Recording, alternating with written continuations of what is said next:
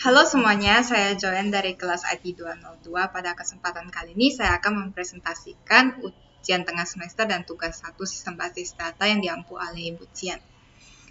Nah, jadi pertama-tama kita tuh ada dikasih sebuah tabel pelatihan. Jadi kita disuruh buat normalisasi database pelatihan dari tabel universal di bawah ini. Pertama-tama kita harus tahu dulu nih, apa sih normalisasi itu atau normalisasi data. Normalisasi adalah sebuah proses yang membentuk sebuah struktur basis data yang efisien sehingga menghilangkan hal-hal yang ambigu. Jadi kalau sudah dinormalisasi, datanya ini nggak ada lagi yang buat kita ragu. Jadi akan menghilangkan kerangkapan dan menghilangkan kompleksitas data sehingga akan lebih memudahkan kita untuk proses modifikasi data. Pertama-tama, di sini kita ada tabel functional dependency dan non-functional dependency. Functional dependency adalah kode-kode yang terhubung secara fungsional, sementara non-functional dependency adalah kode-kode yang tidak terhubung secara fungsional.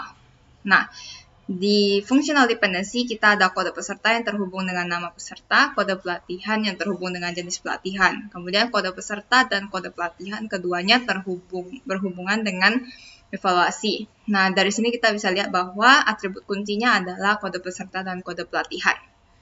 Kemudian yang kedua, di sini ada non-functional dependency, di mana kode peserta tidak berhubungan dengan jenis pelatihan, kode peserta tidak berhubungan dengan evaluasi, dan kode pelatihan tidak berhubungan dengan evaluasi. Nah, jadi di sini kita udah tahu ya, atribut kuncinya adalah kode peserta dan kode pelatihan. Nah, untuk first normal form atau bentuk normal pertama, apa itu? Itu adalah tahap normalisasi data yang pertama kali kita lakukan,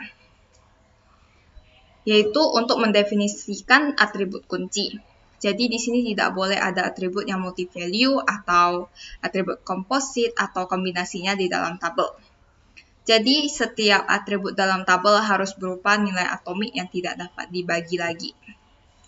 Nah, di sini kita mengisi gap yang tadinya ada. Jadi pertama tabelnya kan bentuknya seperti ini, masih ada yang kosong-kosong. Nah, di sini kita isi semua kekosongannya. Jadi semua tabel ini sudah lengkap dan isinya sudah tidak dapat dibagi-bagi lagi. Kemudian untuk bentuk normal kedua, apa sih itu?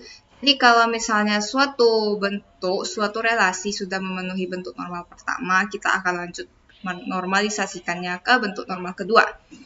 Di mana di sini atribut bukan key telah tergantung penuh terhadap key kuncinya. Dan itu salah satu aturan second normal form.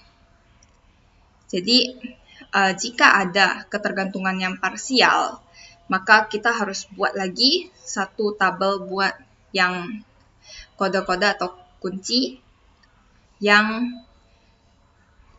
bergantung secara parsial, mau itu atribut kunci dengan non-kunci. Jadi kemudian lanjut dari yang aturan sebelumnya, jadi kita harus ada tabel penghubung dari atribut yang tadi terpisah. Nah, di sini kita ada atribut kuncinya, kode peserta dan kode pelatihan. Dan evaluasi di sini adalah yang disebut tadi atribut bukan kunci, tapi dia tergantung penuh terhadap kuncinya. Dia tergantung penuh terhadap kode peserta dan kode pelatihan. Kalau ada yang salah satu yang hilang, maka evaluasi ini artinya akan menjadi ambigu. Jadi kurang jelas. Nah, sementara yang tadi, yang atribut lainnya yang tidak terhubung karena mereka tergantung secara parsial, kita akan membuat tabelnya lagi yang baru. Jadi pada intinya pada second normal form, nggak boleh ada yang berhubungan secara parsial. Nah, di sini kita ada tabel bantuan untuk bentuk normal kedua.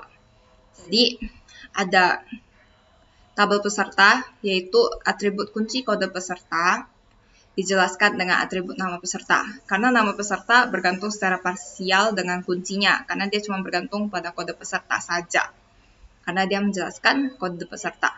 Sama seperti pelatihan, kode pelatihan itu atribut kunci, jenis pelatihan itu atribut biasa. Di atribut inilah yang bergantung secara parsial kepada kode pelatihan. Sekian dari presentasi saya kali ini, semoga dapat memberikan pemahaman dan pengetahuan bagi kita semua. Terima kasih.